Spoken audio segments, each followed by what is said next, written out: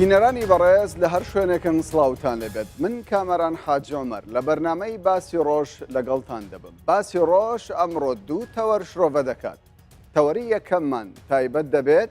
بە سەردانی نووری مالیکی ئەمینداری گشتی حزبی داوا بۆ سلێمانی. نووری مالیکی بۆ لەم کاتەدا سەردانی هەرێمی کوردستان دەکات. ئایا سەردانەکەی مالیکی بۆ پیرۆزبایی و یەخستنەوەی نێوماڵی کووردە یان بۆ پیرۆزبایی قۆڵبوونەوەی کێشەکانی نێوماڵی کووردە؟ ئەگەر بڕینی بودجە و مستحقەکانی هەرێمی کوردستان بە بڕیار و ئیمزای نووری مالیکی بێ، دەبێت چاوەڕوانیەکان بۆ دەرەنجامی سەردانەکەی ئەو چی بێ؟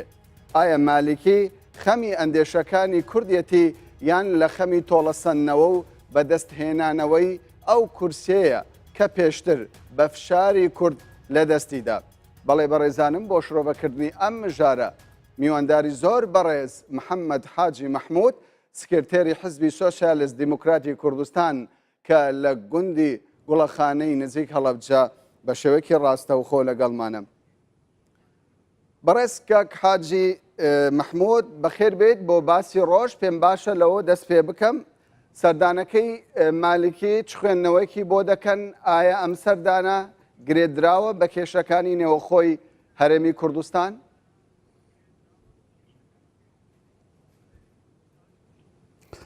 زۆر سپاس. خۆی لە ڕاستیە تا ئێستا بینی هەرێمی کوردستان و بەغدا یاخود کوردستان و عێراق یاخوەسەت و جنوبی عێراق تا ئێستا پێکەوەن. ئێمە تا ئێستا دام پەرلەمانەکانمان لە بەغدایە، ڕئیسی جمهور لە بەغدایە، کۆمەڵی هەندێک وەزیر لە بەغدایە و ڕۆژانە 34 تیارە لە هەولێر و سلێمانی و لە مەتار بەڕێگەون و بەغدا. خۆ تایرانی ڕۆژانە خەڵگە بەن و خەڵکدێنن مەتا پەیوەندیەکانی نێوان کوردستان و عێراق هێشتا قەدع نەبووە، ینی نەبراوە. هەتا لە حاڵەتێکی بڕینیشا ئێمە خۆ هەتا ئەگەر هەر کاتی سربەخۆی بێت ئەبێت لەگەڵ بەغدارات چۆمانە بێت. بۆیەم پێم وایە هاتنی بەڕێز مالیکی پێشماوەیەک وەفدێکی حکوومەتی هەرێمی کوردستان چووە بەغدا و پاشان وەفدێکی مشتەرەکی یەکێتی نیشتمانی و بزوتنەوەی گۆڕان سەردانی بەغدایان کرد لەگەڵ هەموو لایەنەکان کۆبوونەوەی کە لەوانیش لەگەڵ بەڕێز مالیکی کۆبوونەوە. ئەو لەو کۆبوونەوانەدا پێچێت یا پێش قسەیان لەسەر کردبێ یا داوەت کرابن، نازانم من تەفاسیلەکە، بەڵام بەتاکید پەیوەندیەکانی ئەو حیزبانە هەر حیزبێکی لە کوردستان مافی خۆیەتی پەیوەندی لەگەڵ هەر لایەکە هەبێ. ئەوە ڕەنگە پەیوەندی بەوانەوە هەبێت، چونکە زۆربەی خۆ حیزبەکانی ساعت چۆی بەغداکەنەوە لە بەغدا چۆی کوردستانەکەن. لەبەرەوە لای من ئاساییە هاتنی مالیکی بۆ سلێمانی یا بۆ هەولێر یا بۆ هەر شارێکی تری کوردستان وەکوی ڕیسی حیزبێکە یەکێ لە حیزبە گەورەکانی عێراقا حدودی 191 کورسی لە پەرلەمانی عێراقەیە. باشە، پێت وایە بۆچی لەم کاتەدا مالیکی دەبێت سەردانی هەرێمی کوردستان بکات؟ ئایا وەکو دەگوترێت تەنیا بۆ پیرۆزباییکردنە لە ڕێکەوتنەکەی نێوان بزوتنەوەی گۆڕان و یەکێتی نیشتیمانی کوردستان یاخود ئەجندای دیکەی لە پشتەوەیە؟ من پێم وانە تەنها هەر بۆ پیرۆزبایی بێ. خۆ پێشەوە پێش 2 هەفتە وەفدی بزوتنەوەی گۆڕان و یەکێتی نیشتیمانی کوردستان لێ بوون لای مالیکی و لای هەموو مەسئولین و حیزبەکانی عێراقی بوون. سەردانەکەی ممکنە بە کۆمەڵی هەو بوو، یەکێ لەوانە بەرنامە ئێوە بۆ سەردانی جەنابی مام جەلال بکە و هەندێکی تریەوە بوو لەگەڵ بزوتنەوەی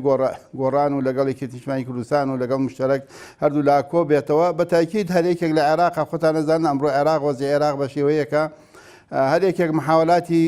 میحوەر و کۆبوونەوەی مەسا حیزبەکان و هاوپەیمانی و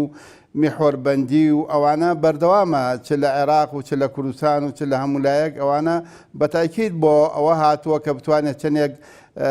چەندێک دەنگ بۆ یاخود چەندێ بتوانێت دۆست و هاوپەیمان بۆ خۆی پەیدا بکە، چونکە مالیکی خۆڕەنگە بە تەمایەوە بێ لە دەورەی داهاتووە بێتەوە بە ڕئیسی وزەرای عێراق. یعنی بە بۆچوونی بەڕێستان مالیکی بۆ هاتووە هاوکاری کورد یاخود پشتیوانی کورد بۆ ئەوەی جارێکی دیکە بگەڕێتەوە سەر کورسی دەستەڵات، بۆ ئەوە هاتووە، بۆ خەمی عێراق هاتووە؟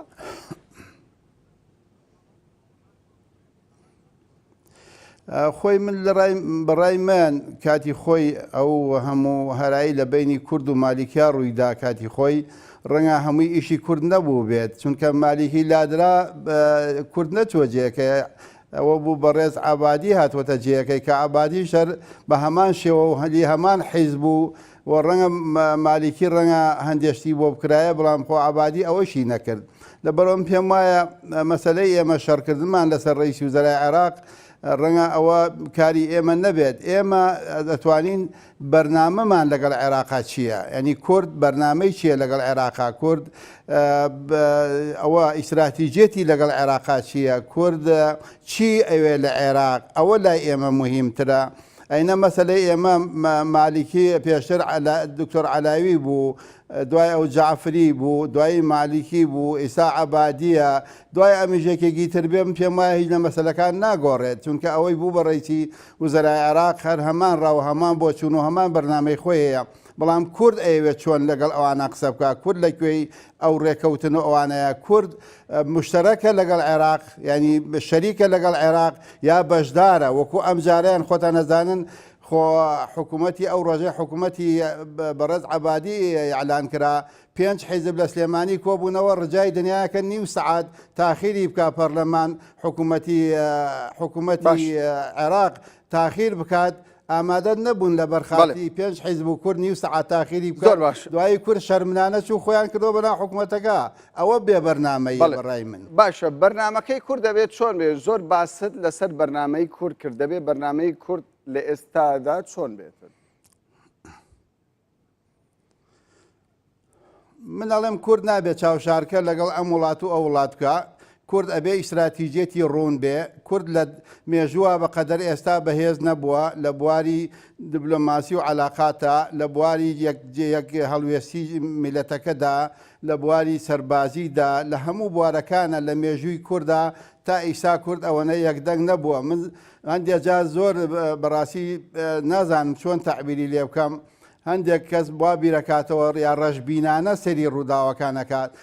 ئێمە ئەگە سیر بکەین لە کۆنەوە لە بینی ئەماراتەکانی کوردی شاخوا هەمیشە شەڕ بووە لە بینی ئەماراتی ئەردەڵان و بابان و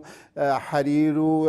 ڕەواندوز و بۆتان و بتلیس و هەموو ئەو ئەماراتانە لەشکرکێشیان بۆ سەریە کردووە یەکەم جارە کورد لە نەوتخانە و حدودی ئێران و خانەقینەوە هەتا ئەگاتە قامیشی لە یەک سەنگەرا بێ و پێشمەرگە هەمووی پێکەوە بەرامبەر بە یەک دوژمن شەڕکە. من پێم وایە هیچ کاتێک کورد بە قەدەر ئیسایە گرتو نەبووە پێشمەرگە لێرە بڕوا لە کوبانی خۆی بەکوژدا لە کوبانیەوە بێت لە خانەقین خۆی بەکوژدا. ئێستا کورد لە هەموو وەختەکان یەک گرتووترە زمانی ئەماراتەکان هەموو جەنابتان ئاگاتان لێت و خوێندوتانەوە لەبەرەوە قەت کورد بە قەدەر ئیسایە گرتو نەبووە بۆ ئەم پێمایە کورد ئیستا پێویستە یەک هەڵوێست بێ یەک دەنگ بێ و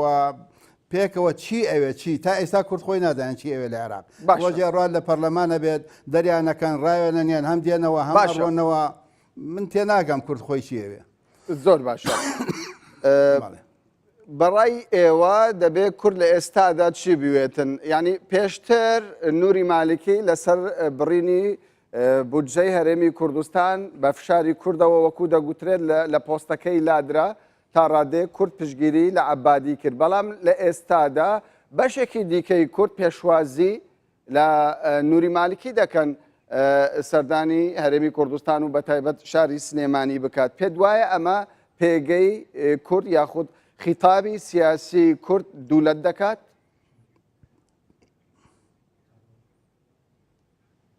نا من پێم وایە ئەگەر سەردانەکە بۆ تەنها سەردانی حیزبی بێت ئەوە پێم وایە شتێکی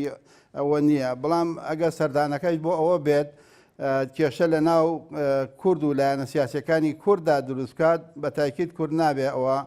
ڕای بکێشن بۆ ئەوە چونکە من پێم وایە ئێستا کورد چۆن ئێمە کاتی خۆی ڕەنگە جەنابتان ئاگادار بن هەم بەڕێز جەنابی مام جەلال هەم جەنابی کاک مەسعود بارزانی ئەڕۆیشتن کێشەی ناو شیعە و شیعەیان چارەسەرە کرد لە بەغا خۆ نابێت شیعە بێ لێرە کێشە بۆ کورد دروستکات. من پێم وایە بێ ئەوان وا بیر بکەنەوە چۆن ئەمانە ڕۆیشتن هەمویان کۆکردنەوە شیعە و شیعەیان ڕێگە خست کامیان ڕێی وزەرا بێ و کامیان وەزیری خارجی بێ ئەوانش باتیان لێرە بەو شێوەیە بیر بکەنەوە بۆیە من هیوادارم ئەوانش وا هاتبن بەو شێوەیە بیر بکەنەوە بەڵام ئەوە عجایب نییە سبەینە مەسئولێکی کورد بڕاتە بەسرا بڕاتە بەغدا بڕاتە هەر شارێکی مووسڵ هەر شارێکی تری عێراقی بەڵام پێ دوانە بەڕێز محەممەد نوری مالیکی لەگەڵ هەر سەرکردەیەکی دیکەی عێراق جیاوازی هەیە لە سەردەمێکدا ینی کەم مالیکی لەسەر دەستەڵات بووە بودجەی هەرێمی کوردستان بودجەی پێشمەرگەی کوردستان تەنانەت هەموو ئەو مستحقانەی کە هەرێمی کوردستان هەیەی لە سەردەمی نوری مالیکی ئەو مستحقانە نەماوە ئێستا جارێکی دیکە پەیوەندیەکان دووبارە دەکرێتەوە لە هەمان کاتیشدا سەرۆکوەزیرانی هەرێمی کوردستان دەڵێ ئەگەر نوری مالیکی نیەتی باش بە دەبا سەردانی هەولێرشی بکرد بە.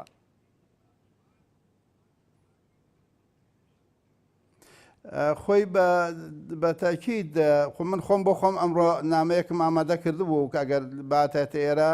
باسی مەسلەی هەتا ئیمزاکردنی هەڵەبجە بۆ پارێزگا تاخیری نەیکرد مەسەلا مەسلەی داوای لێبوردن لە خەڵکی ئەنفال و کیمیاوی ئەوە یەکێکیان بوو مەسلەی تاخیربوونی پارەی گەرمی 2 ساڵی جوتیاران مەسلەی پێشمەرگە و بڕینی موچەی خەڵکی کوردستان کۆمەڵە من هەروەها سەردانەکەیشی چۆن بۆ سلێمانیاتەوە بۆ هەولێری بچێ بۆ شوێنەکانی تر بچێ من ئەوانم هەموو ئامادە کردبوو بەڵام وا دیاربوو ڕێک نەکەوتەوانە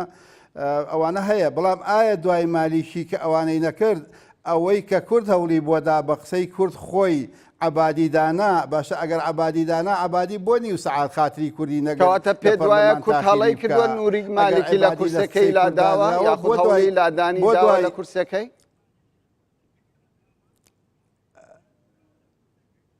بۆ مەسەلا دوای ئەوە عبادی نەهات چارەسەری کێشەکان بکە بە پێچەوانەوە جێگری ڕیسی وزەرایان لابرد و سێ وەزیریان دەرکرد لە پەرلەمانەکانیاندا نوعی شتیان کرد لە زمانی عبادیە ئەوانە بۆ مەسەلا نەهات چارەسەر میزانەکە بگەڕێتەوە بۆ هەرێمی کوردستان بۆ دوای ئەو نەیکرد لەبەرەوە من پێم وایە جیاوازی نییە چونکە عبادی لە ئەندامە لە حیزبەکەی مالیشی واتە هێشتا ڕئیسی حیزبەکە بێ ڕەنگە باشتر بێ گوێی بۆ بگری تا ئەوە ئەبێ بڕا پرسی ئەویش بکات بۆیە من پێم وایە کورد ئەمانە چارەسەری ناکە کورد دەبێ ئێستا یەک هەڵوێست بێ و پێش ئەوەی مووسڵ ئازاد کرێ پێش ئەوەی شەڕی داعش کۆتایی پێ بێ کورد دەبێ وەرەقەیەکی بەهێزی بەدەستەوە بێت ئەو وەرەقەش باشیکیان ئەوەیە کە هەوڵ ئەگەر بکرێت پێکەوە هەموو لایەنەکان ڕیفراندۆمێ لە کوردستان بکرێ ئەو ڕیفراندۆمە کورد بەغدا هەڵە بژێرێت یا هەڵی نابژێرێت ئەوە بەسەراحە دەبێ ئەوە خاڵی یەکەمە و خاڵی دووهەم ئێمە هیچ پەیوەندیەکمان ئێستا پەیوەندیەکی ئەوتۆ نەماوە لە بینی کورد و لە بینی بەغدا ڕاستە هاتوچۆ هەیە بە تیارە ئەوی بەسەر عێراق یاخود ئەو عێراقی کە ئیسا پارچە پارچەی و سێ پارچەی جیاوازە و سێ هێزی جیاواز حکمی عێراقەکات لەگەڵ هەموو ئەوانەدا بێ بە تیارات چۆ بکەن تەبان لەگەڵ هەموو ئەوانەدا ئێمە پێویستە بەنی ئیستراتیجێتی کورد چی ئەوێ ئێستا من پێم وایە کوردستا لە لووتکەی دەسەڵاتە و ئێستا ناتوانێت چارەسەری کێشەکانی خۆی لەگەڵ عێراقا بکات قەت ناتوانێت بیکە و پێم وانییە خۆ قەراریش درابێ هەتا ئێمە لەگەڵ عێراق بین باش پێ دوایە ئێستا کێشە لە نێو ماڵی کورد هەیە کورد یەخی تابینیە بەرامبەر بە بەغدا ئایا کە مالکی هاتۆتە سلێمانی دەیەوێتن نێوماڵی کورد یەک بخاتەوە بۆ ئەوە هاتووە؟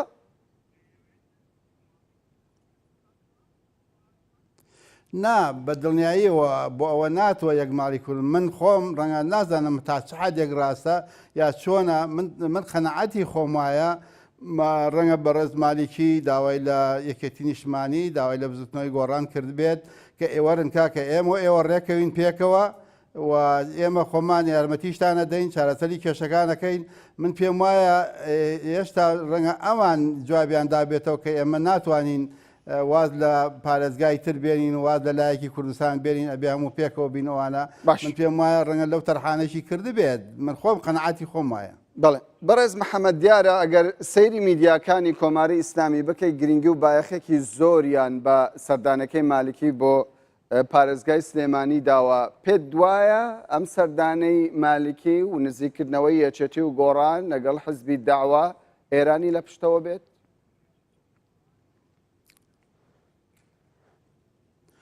واللهی خۆ من نازانم ئەگەم لەوە نییە کە ئێران لە پشتی بێ یا لە پشتی نەبێ بەڵام ئێوە سەرکردەیەکی دیاری سیاسین خوێندنەوەتان هەیە بۆ بارودۆخی هەرێمی کوردستان و ناوچەکەش.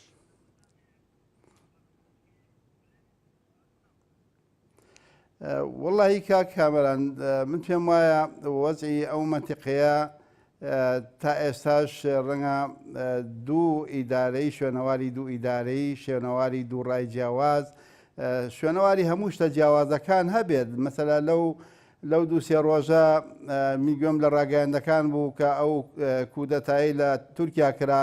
هەندێکیان شایی و خۆشییان نەکردو هەندێکیان پێیان خۆش نەبوو جا ئەوە خۆی ئەوە تەئسیراتەکان دیارە معلومە چۆنە ئەوە لەبەرەوەم پێم وایە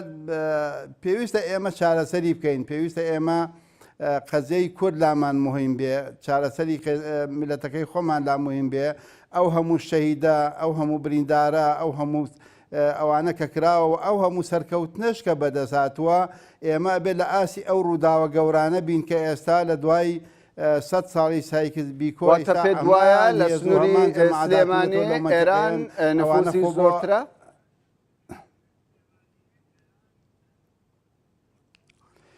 من پێم وایە جمهوری ئیسلامی لە هەموو عێراق نفوسی هەیە بۆ ڕەنگە لە خوار و جنوبی عێراق نفوسی زیاتر بێ لە هەموو شوێنەکانی لەبارەی هەرێمی شوێنەکانەوەی خۆ قونسولی لە قونسولی ئێران لە قونسولی جمهوری ئیسلامی ئێستا لە هەولێر هەیە لە سلێمانی هەیە و لە هەموو شوێنەکان وجودیان هەیە و تەئسیراتی خۆی هەیە جمهوری ئیسلامی حدودێکی دوور درێژی هەیە لەگەڵمانە لەبەرەوەم پێم وایە تەئسیری لەسەر هەموو ڕوودا و گۆڕانکاریەکانی عێراق و کوردستان و ئەو ناوچەیە هەیە خۆ دەزانی سێ بەڵام ئێران تاکە وڵاتە کونسولیەی لە پارێزگای سلێمانی هەیە تاوەکو ئێستا تەنیا کۆماری ئیسلامی ئێرانە هەموو ڕۆژێ 1500 تەنکەر نەوت بەس بۆ ئێرانە چێ لەو مەنتیقەیەوە جگە لەوە علاقاتێکی زۆر و فراوان هەیە خۆ پێم وایە لەو قونسول جگە لە ئێران پێم وایە تورکیاش لە سلێمانی قونسولگەری ئەیکاتەوە یا کردوێتیەوە یا هاتوون پێم وایە لەو ڕۆژانەدا بە هەچەند تا ئیسا ڕەنگە قونسولەکە ناتبێتە سلێمانی بەڵام قونسولگەری لە سلێمانیش کراوەتەوە ئینی ڕەنگە وڵاتی تریش محاولە بکە تەنها ئێران باش یەکێتی و بزوتنەوەی گۆڕان دەتوانن چ قازانجێک لە نووری مالیکی بکەن ینی نزیک بوونەوەی هەردووکیان شاندی هاوبەشی هەردوو لا دەچێتە بەغدا لەگەڵ نووری مالیکی کۆ دەبێتەوە نووری مالیکی نایەتە هەولێر سەردانی سلێمانی دەکاتن ئەم نزیک بوونەوەیە چ قازانجێک بە یەکێتی و بە گۆڕان دەدات دواتریش بە تەواوی خەڵکی کوردستان دەدات ئایا بودجەی هەرێمی کوردستان دەتوانن بیگەڕێنەوە بۆ هەرێمی کوردستان لەمە دووە؟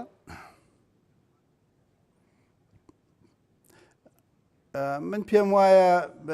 مەسەلەی پەیوەندی حیزبەکان هەر حیزبێک لە کوردستان و لە عێراق و لە هەر وڵاتێک پەیوەندی دوو خۆڵی بینی حیزبەکان و سێقۆڵی هەبێت کارێکی ئاساییە من پێم وایە بەڵام ئەوە ڕەنگە ئاسایی نەبێت کە کورد بەرەو دوو ئیتیجای جیاواز بڕات ئەوە لای من ئێستا ئەوە دەبینین لە ئەرزی واقع بینرێ بۆیە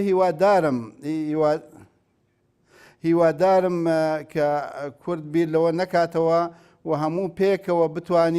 پێکەوە بتوانین چونکە بینین دەیان هاوپەیمانی لە مەنتیقەکە ئەمریکا و 64 دەوڵەت و رووسیا و کۆمەڵێت دەوڵەت سعودیە و بە پاکستان و بە ئەندەنووسیاوە جمهوری ئیسلامی ئێران تورکیا هەموو ئەمانە هاوپەیمانیان کردووە هاتوون لە کوردستان چ لە سووریا و چ لە عێراق لە سازی کوردستان هاتوون بەشیان بەربکەوە بۆ ئەوە هاتوون بەنەخۆ فیستەبیلان ناتوونەتە ئەو مەنتیقەیە ئەوانە بۆ هاتوون ئایا کورد خۆی چەنێ لە ئاسی ئەو گۆڕانکاریە باشە با پرسیارەکە بە شێوەیەک بکەم بەڕێز محەممەد ینی ئومێد دەکەی حیزبی ینی کوتلەی دەوڵەتی قانون کە گەورەترین فراکسیۆنە لە نێو پەرلەمانی عێراق لە داهاتوودا بۆ بەرژەوەندی گەلی کورد لە نێو پەرلەمانی عێراق کار بکاتن؟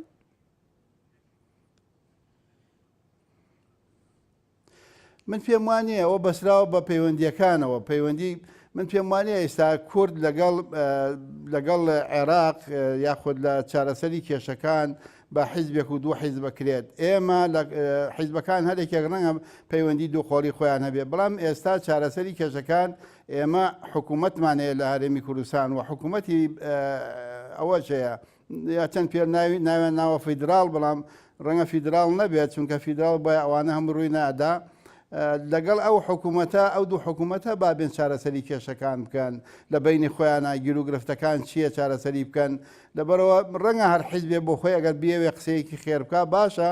بەڵام نەک بۆ ئەوەی بێکەوە مەشەکیلەکان قوڵتر بێتەوە و لە بینی حیزبەکان ڕێکەوتن هەبێ، بەڵام بینی ئەقلیم و بینی بەغداد نەبێت. بۆیە من ئومێدەکەم و هیوادارم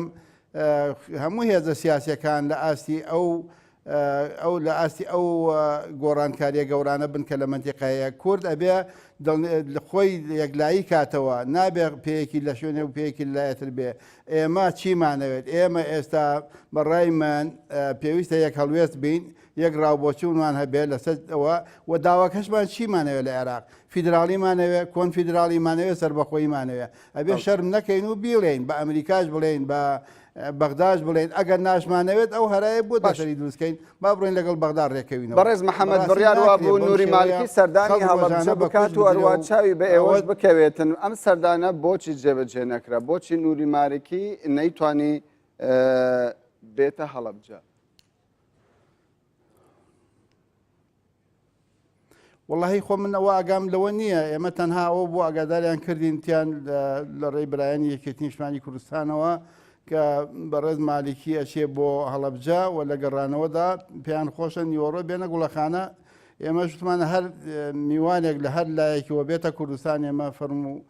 ماڵی خۆیەتی و بفەرمونوانە. ئێمە تەنها ئەوە لە تەفاسیلەکان نەزانین. دوای ئەوەش ئەمڕۆ سەر لە بەیانی ئاگاداریان کردینەوەتیان بەهۆی هەندێک گیر و گرفتەوە یاخود هەندێک مەسلەی سەحیوە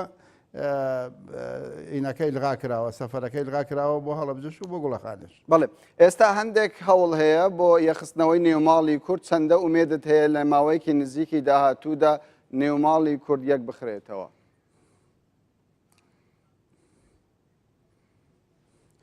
وەڵام من پێم وایە هیچ شتێک کۆسب نییە لە بەردەمی هێزە سیاسیەکانە ئەگەر نیەتەکە هەبێ بۆ چارەسەرکردن و بۆ ئەوەی کە ماڵی کوردی یەک بخرێتەوە. من پێم وایە هەموو هەوڵەکان هیچ حیزبێ لەو حیزبانە ئیستا باوەڕ ناکەم لایەنی سێهەمیان پێویست بێ، چونکە هەموو پێکەوەن. مەسەلا یەکێتی نیشتمانی کوردستان و پارتی دیموکراتی کوردستان کە دوو هێزی ئەساسی و لە حکوومەت شەریکن و لە پەرلەمان شەریکن و لە سەفیر شەریکن و لە نوێنەرایەتی حکوومەت و لە نەوت و هەتا ئاخری تەنکەری شەریکن. پێم وانییە پێویستیان بەلایەنی سێهەم بێ بکەوێتە بینیان، هەموو ڕۆژە پێکەوە نەخۆیان. ئەوە ئەوان لەسەر هێزەکانی تریش پێم وایە هیچیان پێویستیان بەوە نییە کەس بکەوێتە بینیان، هەموو خۆیان ئەتوانن کۆ بنەوە. بەڵام لەگەڵەوەشا محاولاتەکان بەردەوامە، هەمومان هەوڵەدەین بۆ ئەوی پێکەوە کۆ بنەوە. خۆی ساگەر لەو ڕۆژانە بینیم سەفیری وڵاتی هەمومانی لە ژوورێکا کۆ کردبووە، باشە خۆمان بۆ کۆ نەبینەوە. مەسەڵەن هەموو یادەکانی وڵاتان کە کرێت هەموو حیزبەکان لەوێن، بەڵام کە هاتنە دەرەوارێکی کۆ ناکرێن. بێمە داوا لەوان بکەین کۆمانکەن. بەڵێ بەڕێز محەممەد لە ئێستا قسەی زۆر هەیە، بازدەوە دەکرێتن، پلانێکی دەرەچی هەیە، دەخوازێتن هەرێمی کوردستان بۆ سەرسێ هەرێم دابەش بکات: هەرێمی کەرکووک، هەرێمی پارێزگای سلێمانی، هەرێمی پارێزگای هەولێر. سەردانەکەی نووری مالکی پێت وایە لە چوارچێوەی ئەم پلانەوە بێ؟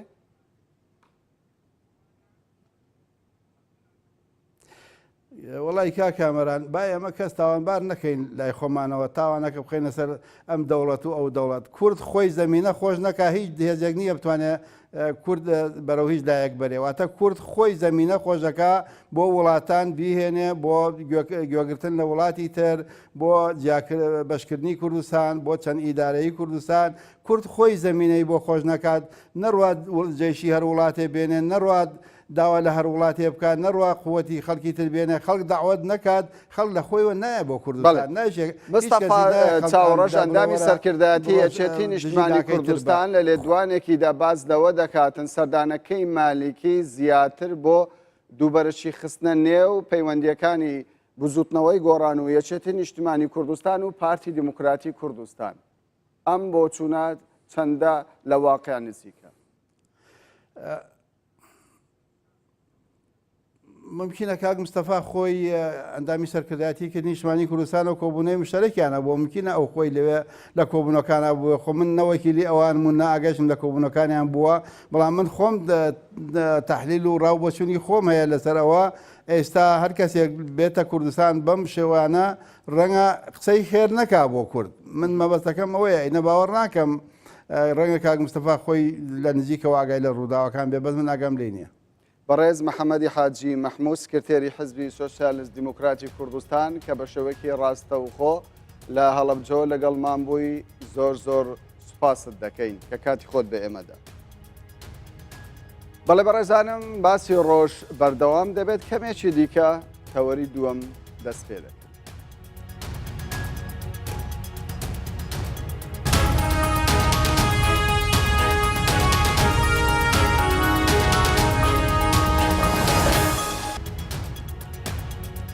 دۆسەی دووەمی باسی ڕۆژ دەکەینەوە. تەوەری دووەممان تایبەت دەبێت بە ئاڵۆزیەکانی نێوەخۆی هەرێمی کوردستان و هەوڵەکانی پارت و لایەنەکان بۆ ئاساییکردنەوەی پەیوەندیەکانی نێوان پارتی دیموکراتی کوردستان و بزوتنەوەی گۆڕان و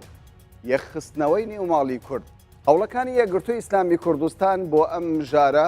بەکوێ گەیشت؟ کۆسپەکانی بەردەمسازکردنی دیدار و کۆبنەوەکانی سەرکردەکانی پارتی و گۆڕان چین؟ وەڵامی بەرپرسانی باڵای پارتی و بزوتنەوەی گۆڕان بۆ بەدەنگەوە هاتنی دەست پێشخەری یەکگرتوو چۆن بووە؟ ئایا بەم نزیکانە خەڵکی کوردستان موژدەی خۆش بۆ ئاساییکردنەوەی نێوماڵی کورد جێبز دەبێ یان دەبێ چاوەڕوانی مادلین ئۆڵبرایتێکی دیکە بکەین تا ئاشتی بۆ نێوماڵی کورد بەدی بهێنێت؟ بەڵێ بەڕێزانم بۆ شڕۆڤەکردنیان مژارە میوانداری بەڕێز حاجی کاروان ئەندامی پەرلەمانی کوردستان لەسەر فراکسیۆنی یەکگرتووی ئیسلامی کوردستانمان کردووە کە لە ستۆدیۆی سنتەر بە شێوەیەکی ڕاستەوخۆ لەگەڵمان دەبێت. بەڕێز کاروان بەخێر بێت بۆ باسی ڕۆژ. پێم باشە لەوە دەست پێ بکەم هەوڵەکانی یەکگرتووی ئیسلامی کوردستان بەکوێ گەیشتن؟ بەڵێ بەناوی خۆی گەورە میهرەبان سوپاستانەکەم. وەڵا هەوڵەکان هی ئەمڕۆ نییە، ماوەیەکی زۆرە ژێربەژێر بێ یا تاکوتەرا بێ لە ئاستی قیاداتی ئەو حیزبانی کە خلافیان هەیە بە تایبەتی برادرانی گۆڕان و برادرانی پارتیە و قیاداتی یەکێتیشە. جوودەکان بەردەوام بووە لە پێشی کۆنگرە یەکگرتوو دوای کۆنگرەی یەکگرتووش. تقریباً بەپێی ئەو سەردانانەی کە کراوە هەموو لایەنەکان گەیشتونەتە قەناعەتێ ئەم شەڕە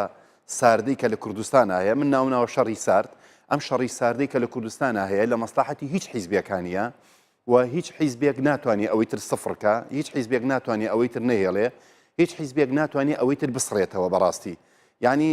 لایەن خۆیانەوە هەر حیزبێک لەلای خۆیەوە هەوڵی ئەمەیدا کە ئەم ئەو بشکێنێ ئەم ئەو بشکێنێ ئەم ئەو ناشرینکەوە ئەو ناشرینکە، لە نەتیجەیە هەمویان زەرەریان کرد و هیچ لاش قازانجی نەکرد. تا ئەم لەحزەیە هیچ لەو حیزبانەی کە بە خەڵکی کوردستانیشەوە بە حرەسێکی بەر دەرگای دائیرەیەکشەوە بە مناڵێکی ئەم کوردستانەشەوە کەس قازانجی نەکردووە لەم خلاف و شەڕە ساردەی کە لەم کوردستانە دروست بوو بەهۆی هۆی تعتیلبوونی پەرلەمان و موسەسات و حکومەتێکی ئەتوانی بڵێ بەشە لەشە ڕاتەڕێەوە تا حەدێک خەڵکێکی بێگیرفان بەتاڵ هەمووی زەرەری کرد بەڕاستی. ئێستا بەپێی ئەو سەردانانەی کە کراوە بۆ لای قیاداتی پارتی و بۆ لای قیاداتی گۆڕان و هەموو ئەو سەرکردانی برادرانی یەکێتیش ئەوەی کە من ئاگام لێ بێ کراوە هەمویان گەیشتنەوە ئەو قەناعەتە ئەبێ ئێستاکە. قەناعەتەکە چۆن؟ قەناعەتەکە بەوەیە کە ئەبێت لەمە زیاتر توول نەکێشێ، لەمە زیاتر پەرە نەسێنێ، لەمە زیاتر فەجوەکان گەورەتر نەبن. لە ڕابردوش هەر کراوە بەڵام ئێستا گەیشتنەوە حەدێکی بێزاریان گەیشتنەوە هەنگاونراوە. بەڵێ هەنگاونراوە، هەنگاوەکان بە معنایەکی تر وعد دراوە، بە معنایەکی تر بەڵێن دراوە، بە معنایەکی تر نەرمونیانیەک تا حەدێک هەیە وەکو پێشووتر نییە. ینی پێشووتر نەوع ئینادیەکی تر هەبوو، چەقبەستویەکی تر هەبوو لە ڕەئیە، نوعێک لە تەعەسوب هەبوو لە ڕەئیە، تەنها ڕەئیەکەی من ئەبێ. بەڵام ئێستاکە ئەگەر جەنابشت لە من باشتر لە من ئیعلامی تری ئەزانی بعضی تەسریحات هەیە لەلایەن قیاداتی حیزبەکانەوە، یعنی ئەڵێ بعضێ بۆ نمونە فڵان جاران خەتی سوور بوو ئێستا خەتی سوور نییە، جاران دانانیشتین بەڵام ئێستا ئەتوانین دابنیشن. باوەڕکە کا کامەران ئەم هەموو کێشەی کە دروستە بێت تەنها بە دانیشتنیەک ئەگەر بیانێ چارەسەرکرێت ئێستاکە هەموو جهودەکانی یەکگرت و یا بە تایبەتی ئەمینداری گشتی ئەتوانم بڵێم لەو مەجالەوە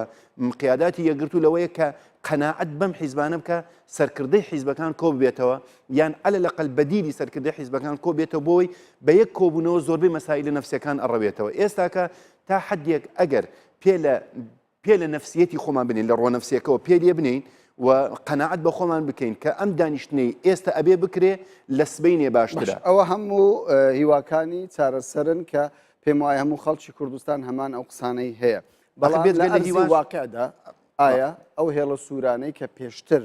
حزبەکان هەیان بوو ئەمان ئەو هێڵە سوورانە ماوە یا گۆڕانکاری تێدا دروست ئەگەر دروست وە هەڵوێستی پارتی چ گۆڕانکارێکی دروست کردووە و زوتنەوە لە ڕێیە هەر ڕێیە بەڵام ئێستا لە واقعە ئەبێ دان بەوەیە بنێن ئەم هێڵە سوورانە نەمێنێ کە ئەڵێن بنێن ئەوانیشتا حەدێک نەرمیان نواندووە بەڵام باسەکە چی ئەمە ئەکا باسەکە لەو هەنگاوەیە چی ئەینێ چی ئەم گەورەیە ئەنوێنێ ئێستا یەکگرتو لەو دەبێت چێبی کاتن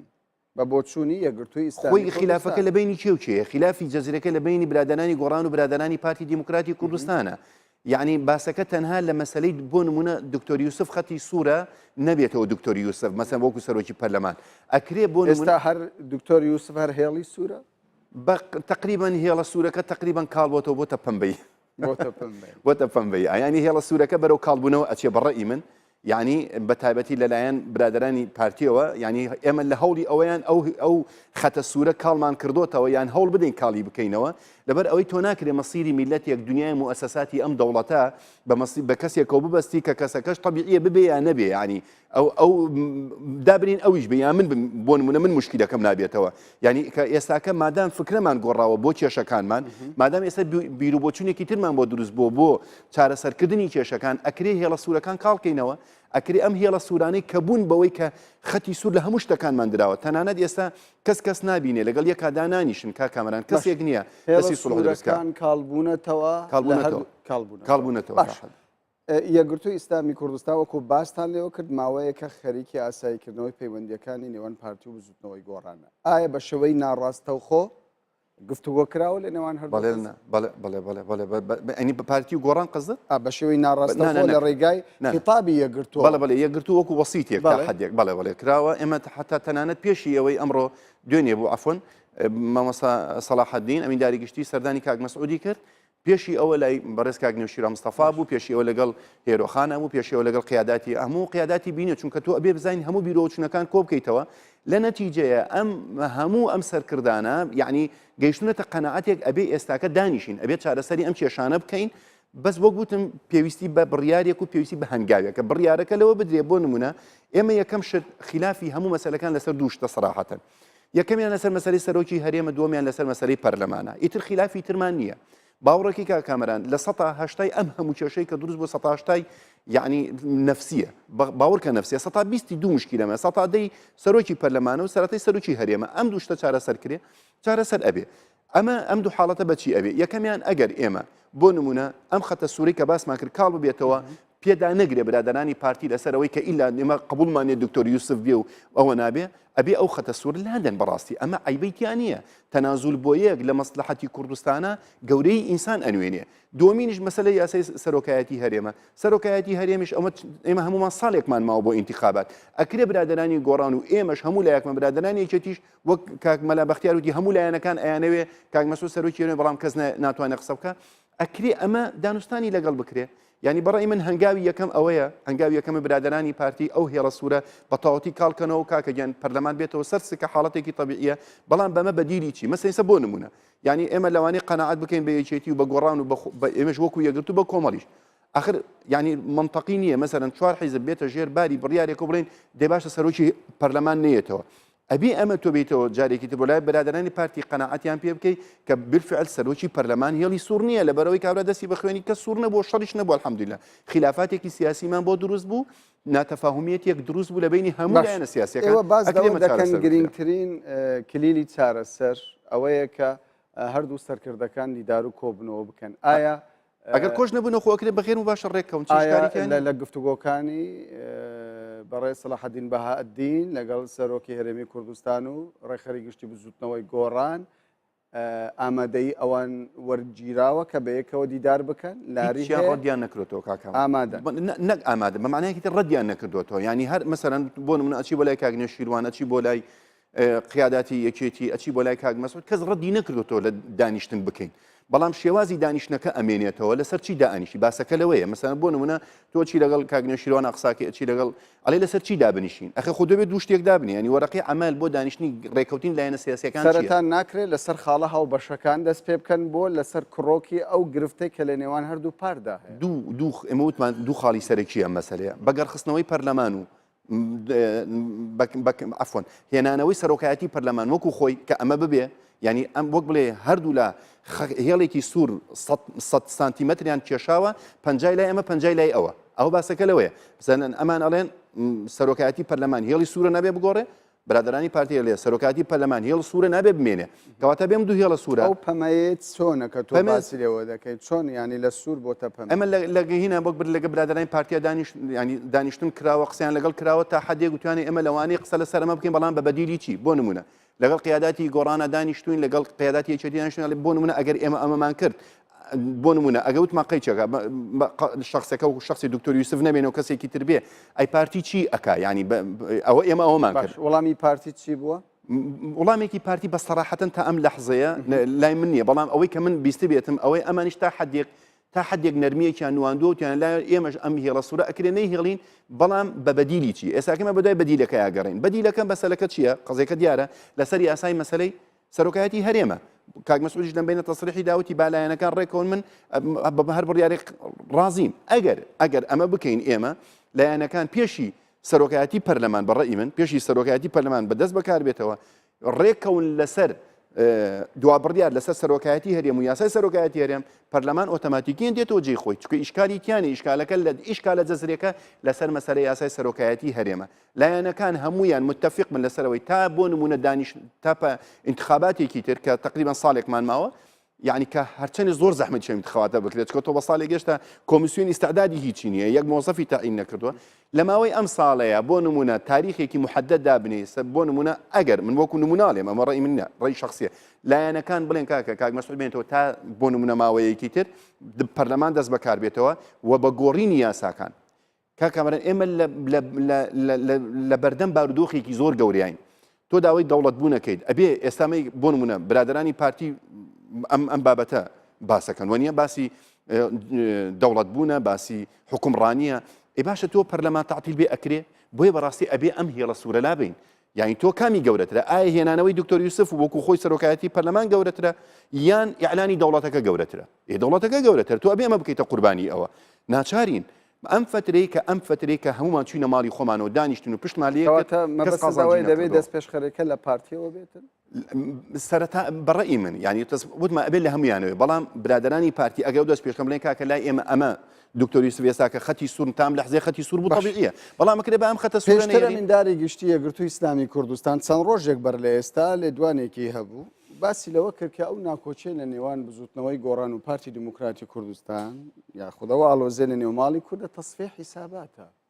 ئەمە چۆن دەخوێندرێتەوە زای خۆی ڕاستە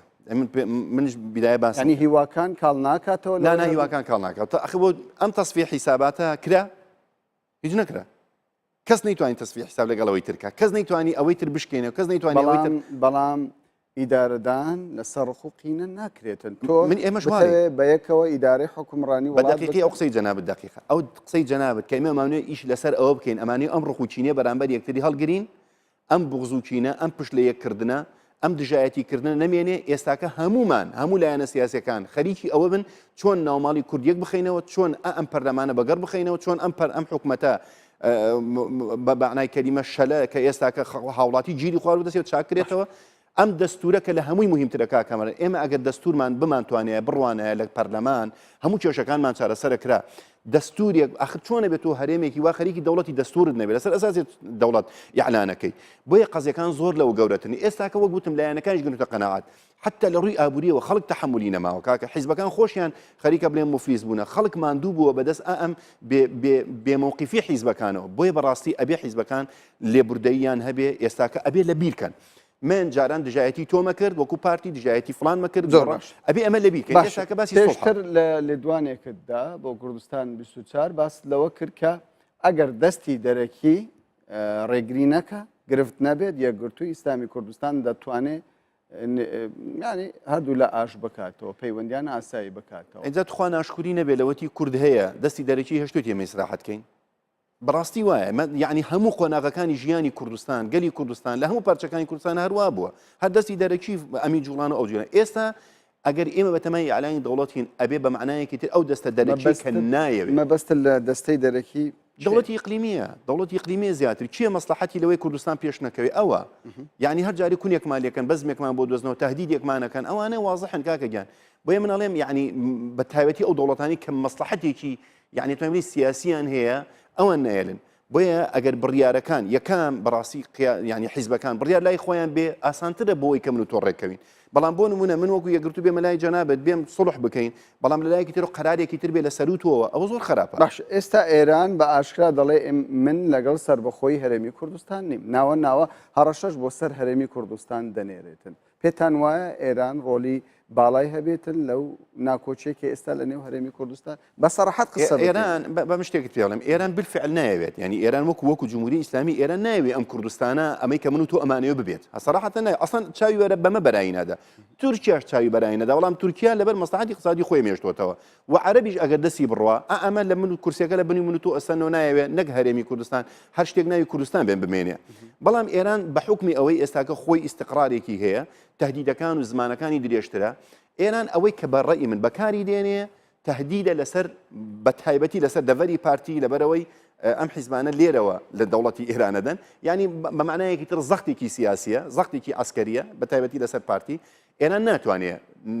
تۆ ئیعلانی دەوڵەتکەی ینی بتەوێ ئیعلانی دەوڵەتی کوردی بکەی ڕاد بگرێت چونکەوە ئیرادەی میلەتێکە ینی بۆ نمونە ئەمڕۆ تەسریحێک وازم تەلەڤیزیۆنی جەنابتان بینیم لە تەلەڤیزیۆنێک بوو مەسئولی ئەمریکی ئەڵێ لە کاکە گەر ئێوە ئیعلانی دەوڵەتی خۆتانکەنیان بەدوای سربەخۆیان بکەن ئێمە ڕێی میلەتمانەوێ لەبەرەوە یعنی ئێران تا حدێک ئەتوانێ